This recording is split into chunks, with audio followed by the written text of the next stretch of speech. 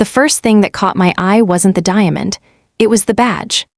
Champagne flutes chimed under the oak trees, while camera flashes popped across my father's backyard like it was a red carpet event instead of an engagement party. White lights hung overhead in careful lines. Caterers floated through the crowd with silver trays full of crab cakes and tiny beef Wellington bites that probably cost more than the truck I drove in. And in the middle of all that polished elegance stood my younger sister, Fiona Pierce. She knew exactly where to place herself for the photos. Every turn of her body was measured. Every smile was timed. Every angle made sure the sniper badge pinned to her dress uniform caught the last of the evening sunlight. It was gleaming, too gleaming, not a scratch, not a smudge. Not the slightest hint that it had ever been worn by someone who earned it the hard way. Most people saw prestige. I saw a lie. Our father, Arthur Pierce, was loving every second of it. He kept escorting guests toward Fiona like she was the star attraction at a private exhibit. "My daughter," he announced again, voice full of pride, "is one of the deadliest marksmen in the military." People whistled. A few laughed in admiration, someone even clapped. Fiona gave them a humble smile, so brief it barely qualified as modesty, before leaning right back into the attention she had always wanted. I stood near the edge of the patio with a glass of club soda in my hand and did what I'd been doing around my family for years, stayed out of the way. Nobody was asking me into the photos. Nobody was introducing me with grand stories. That part wasn't new. I wore dark jeans, boots, and a gray button-down that had seen better days.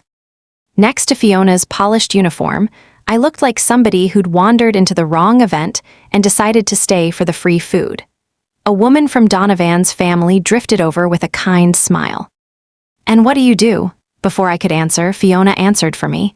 "Oh, Jocelyn works in support, logistics, paperwork, inventory. All the glamorous parts of military life." A few people chuckled. She looked at me with that familiar little smile. Pretty boring compared to my world. I took a slow sip of my drink. "Somebody has to keep track of the equipment." The woman gave a polite, awkward nod, and the conversation died exactly where I wanted it to. Across the lawn, Fiona's fiancé, Donovan, was talking with a few relatives near a stone fireplace. He wasn't flashy. He didn't seem impressed by his own money or anybody else's. He listened more than he spoke. Every time I'd met him, he struck me as decent, which almost made me feel sorry for him. Almost, because he had no idea who he was about to marry.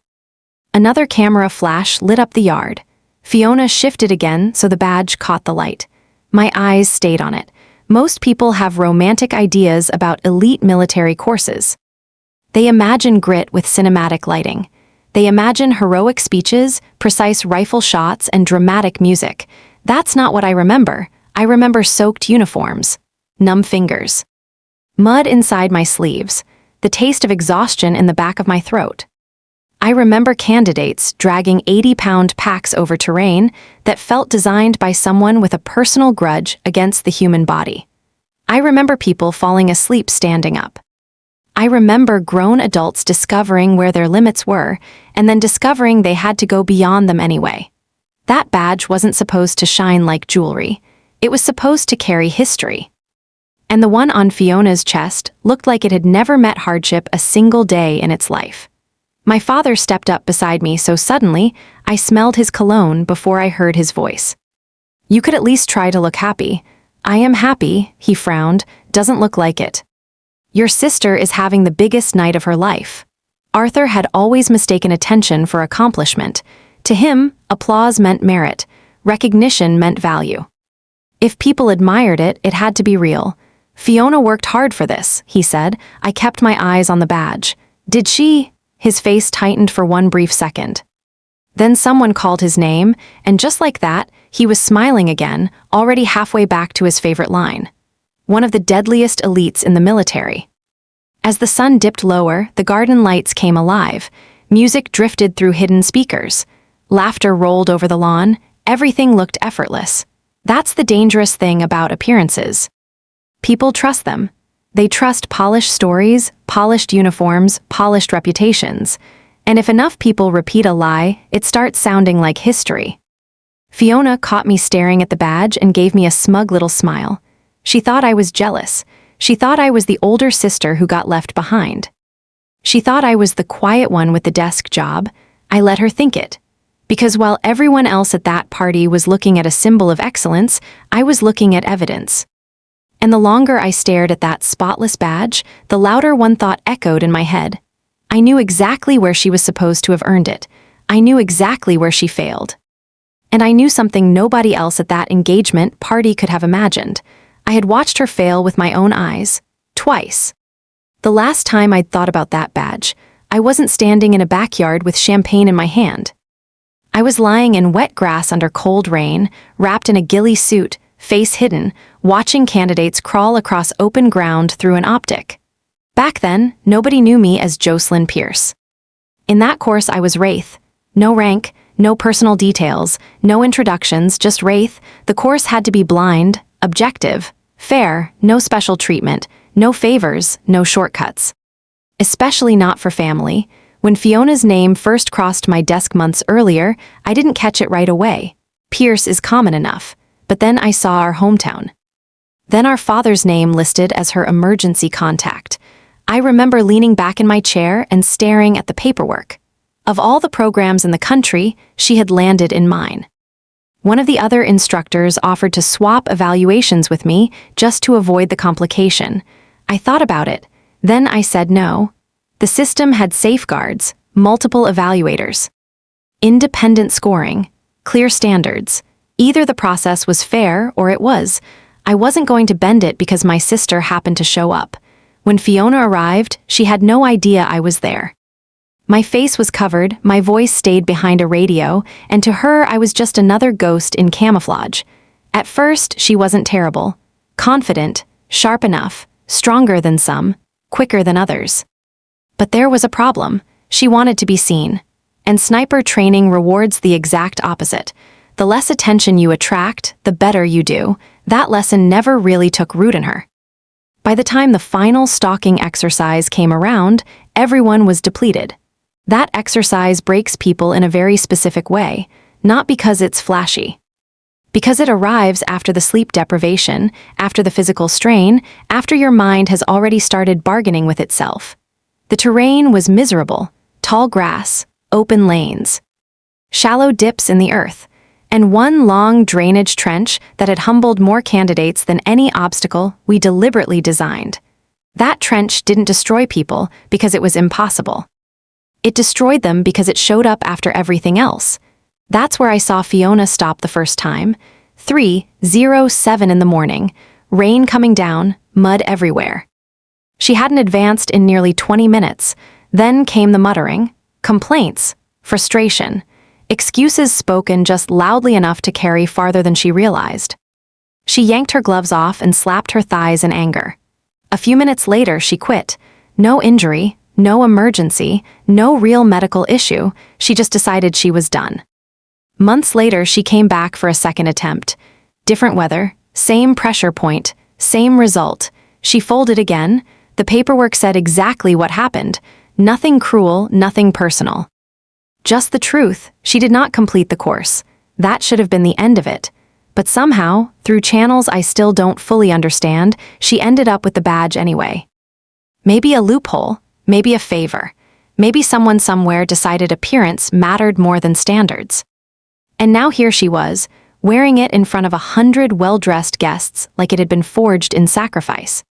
Dinner was called before I had time to think too much about what I was going to do with that knowledge. Of course, I was seated across from Fiona. Arthur had arranged the seating chart himself, probably for symmetry in the photographs. He sat beside her. Donovan sat on her other side. I got a front row seat to the entire performance. The food arrived in courses. The wine kept flowing. And every few minutes, someone congratulated Fiona for her military accomplishments. She accepted every compliment like it belonged to her. What caught my attention was Fiona. It was Donovan. He smiled when people spoke to him. He stayed polite. But he wasn't basking in her stories. He was listening closely. His older brother had served in special operations. Men like that don't just tell war stories. They teach people around them how to hear when one doesn't sound right. The shift came during the main course. Donovan's uncle, Malcolm Reed, a retired attorney with a sharp mind and the smooth tone of a man who'd spent years dismantling stories for a living, lifted his wine glass and smiled at Fiona. "I've heard about the badge all afternoon," he said. "Now I want the real story. What was the hardest part of training?" Fiona lit up instantly. That was all the invitation she needed. She launched into a dramatic retelling of the final stalking exercise. Mud, darkness, instructors hunting the candidates. Her supposedly crawling through impossible conditions while everyone around her broke down. Then she said the name. Wraith.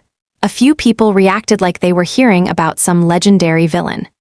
She leaned into it. He was ruthless. Everybody feared him. He wanted people to fail. I lowered my eyes to my plate and kept cutting my steak. Then she kept going. According to Fiona, she had outsmarted Wraith. She had gotten so close to the observation point that I supposedly couldn't even find her. And then she delivered the line that nearly made me choke on my water. At the end, he basically admitted I was one of the most naturally gifted candidates he'd ever seen. Arthur looked like he might burst with pride. The table was loving it. I wasn't angry. Not in the loud, dramatic way people expect. I was quiet, because when the facts are on your side, you don't need much help from emotion. Then Donovan set down his wine glass. His tone stayed friendly, casual even, so during that last exercise, "What wind correction were you holding?" Fiona blinked. "What?" "For the shot," he said. "If there was a crosswind like you mentioned." There it was, not a big question to a civilian, a huge one to someone who had actually done the work. Fiona stalled, sipped wine. Smiled a little too long. I mostly trusted my instincts. Donovan nodded slowly. "Sure, but what was the adjustment?" Silence. She tried again. "When you're trained enough, you sort of feel it. No, you calculate, you estimate, you compensate with method, not magic." Then she said, "The bullet kind of corrects for it." Even Malcolm stopped mid-chew. Donovan's face barely changed, but I saw the shift. He knew she was bluffing. When she finally threw out around 10 mils, the number was so absurd it almost looped back around to comedy. I set down my fork. "Maybe you're thinking Moa," I said gently. Every head turned. My tone stayed neutral, friendly, even. "At the distance you described, 10 mils would be a lot." Donovan looked at me now with open interest. I shrugged. "If we're talking about a target around 800 yards in a moderate crosswind, you'd probably be somewhere closer to 1.5 mils. Give or take depending on direction and velocity." Nobody at the table said a word. Because I hadn't sounded like someone quoting trivia. I had sounded like someone remembering. Arthur laughed and waved me off. "Jocelyn reads manuals. Don't let her fool you." A few people chuckled, relieved to have an exit from the tension. But Donovan kept watching me, not what I said, how I said it. That was the start of the crack. The rest of dinner never found its rhythm again. Fiona kept talking, but her stories landed softer now. Donovan asked a few more questions over the next hour, nothing aggressive. Just enough to make her uncomfortable, and every time she answered, he looked at me afterward. By the time dessert cleared, Fiona had noticed it too. That was when pride made its worst decision of the night. She stood with a wine glass in her hand and said loud enough for half the party to hear, "You know what's funny? Jocelyn's suddenly becoming a sniper expert." A few people laughed. She pointed at me. "You'd think she was the one who earned the badge." Still smiling, she glanced toward the dark edge of the property where my father's private range sat beyond the tree line. Then she said it. "Why don't we settle it?" Arthur's face lit up immediately. "A shooting contest." Phones came out. Guests perked up. Some looked excited. Some looked uneasy. Donovan looked openly concerned. "Fiona," he said quietly, "maybe not." She waved him off. "It's just friendly." That word has covered a lot of ugly things in families. Arthur was already clapping, loving the idea. "Come on, Jocelyn, don't tell me you're scared." The crowd laughed. I looked at Fiona. She thought she had trapped me. She thought this would end with another public humiliation she could fold into her version of me. So I stood, set my napkin down beside my plate, and said the only thing I needed to say. "Sure." The crowd moved toward the range like they were following fireworks. By the time we got there, nobody cared about the engagement party anymore. The string lights behind us felt far away. The air had cooled. Steel targets stood scattered across the field at different distances. Arthur's expensive little vanity project gleamed under mounted lights and fading sky. Fiona stepped up first, choosing his favorite precision rifle from the rack. Custom build, premium optic, expensive enough to impress people who confuse gear with ability. She took 3 shots at mid-range steel. All 3 hit. The crowd clapped. To most of them, it looked impressive. To me, it looked rehearsed. I saw the rushed breath between shots. The uneven shoulder pressure. The recoil anticipation. The small inconsistencies. Good enough to impress a party, not good enough to survive a real standard. When she turned with a triumphant smile and held out the rifle, I didn't take it. Instead, I walked past 2 custom builds and stopped at an old hunting rifle sitting at the end of the rack. Worn stock, scratched finish, plain glass, nothing flashy. Arthur frowned. "You're using that?" "Yep." A few people exchanged puzzled looks. Fiona laughed. That was her last mistake before the truth became public. The moment the rifle touched my hands, the noise around me faded. Not because I was trying to put on a show.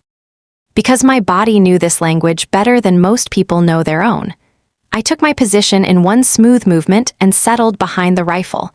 No fidgeting, no readjusting, no performance.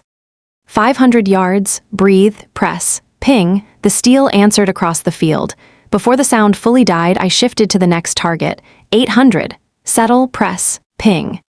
This time, the silence behind me felt heavier. Then the far plate. 1,000 yards, a little wind, nothing dramatic. Tiny correction, breathe, press, ping. The last impact rang out clear and final. When I stood, nobody clapped. That was the part I'll never forget. They didn't cheer because their minds were still trying to catch up. Arthur looked confused in a way I had never seen before. Malcolm looked fascinated. Donovan looked stunned, but not because the shots hit. Because he understood what kind of person makes those shots that calmly with an old rifle under pressure. And Fiona looked like someone who had just heard a floorboard crack under her own feet. Then came the panic. "You got lucky," she snapped. Nobody rushed to agree. She pointed at me, voice sharper now. "That's all that was, luck. Still no rescue." Then she tapped the badge on her chest. "You don't know what it takes to earn this." That was when I walked toward her. Slowly, the crowd parted without being told. I stopped close enough that only she could hear me. I didn't raise my voice, I didn't insult her. I just leaned in and said, quietly, "My hands are too numb." Her eyes flickered. Confusion first, then recognition. I kept going. "I can't catch my breath." The blood drained from her face. And then I gave her the line exactly as she had said it in that trench months earlier, soaked and defeated and done fighting reality. "I just want to go back to my hotel." She stopped breathing for a second, actually stopped. The whole world seemed to leave her eyes and then rush back in all at once. "You," she whispered. I held her gaze. That was answer enough. From my pocket, I pulled out a folded copy of the course report. I hadn't brought it as part of some grand plan.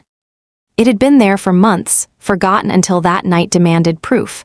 I unfolded it and handed it to her. Her fingers shook as she took it.